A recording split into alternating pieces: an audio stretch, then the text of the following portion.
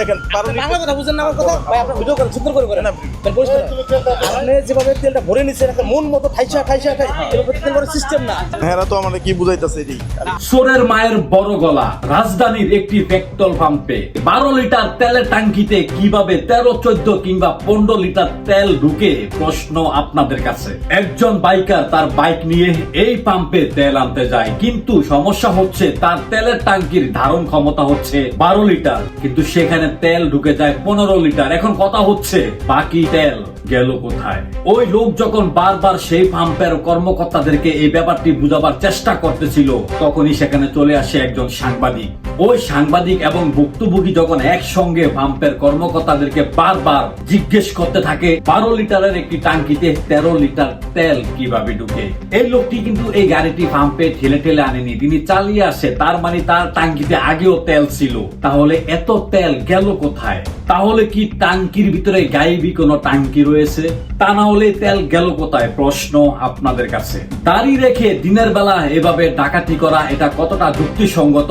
একটা বাইকের থেকে যদি 1 লিটার করে তেল চুরি হয়, তাহলে প্রতিদিন হাজার হাজার বাইক হাজার হাজার তেল পাম্প থেকে তারা তেল কালেকশন করে। তাহলে প্রত্যেকটি বাইকের থেকে যদি 1 লিটার করে তেল চুরি হয়, তাহলে প্রতিদিন কত কেজি, কত লিটার, কত টন তেল চুরি করে চোরের ঘরের চোরেরা। চোরের মায়ের বড় গলা শুনেছেন, কিন্তু আজ নিজের চোখে দেখে নিন। আপনার পাঁচটা জিনিসটা কিভাবে করেন 12 লিটার মানে আমার আমার কথা জবাব দেন। আপনি যেভাবে তেল আপনি করছেন এখানে দেখেন 12 বাংলা কথা বুঝেন না আমার কথা ভাই, আপনার ভিডিও করেন সুন্দর করে করেন আপনি যেভাবে তেলটা ভরে নিচ্ছেন একটা মন মতো ঠাইসা তেল ভরে সিস্টেম না। সিস্টেমটা ভরা হচ্ছে মোটামুটি ভুল হয়ে গেলে ওর 2 গালে কষাইয়া থাপ্পড় মারা দরকার ছিল। বেয়াদবের বাচ্চা বেয়াদব।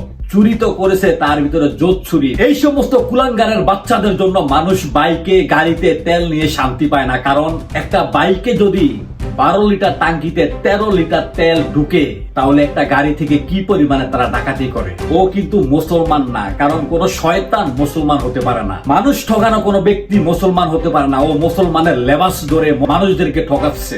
তাই আজ থেকে সতর্ক হয়ে যান। প্রত্যেকটি পাম্পে তেল নিতে গেলে অবশ্যই সতর্কতা সহিত তেল নিবেন। তাহা না হলে এই সমস্ত লুটেরা 1 লিটার করে তেল যদি প্রতিদিন আপনার থেকে মারতে পারে, তাহলে প্রতিদিন কত লিটার, কত টন তেল তারা চুরি করতেছে।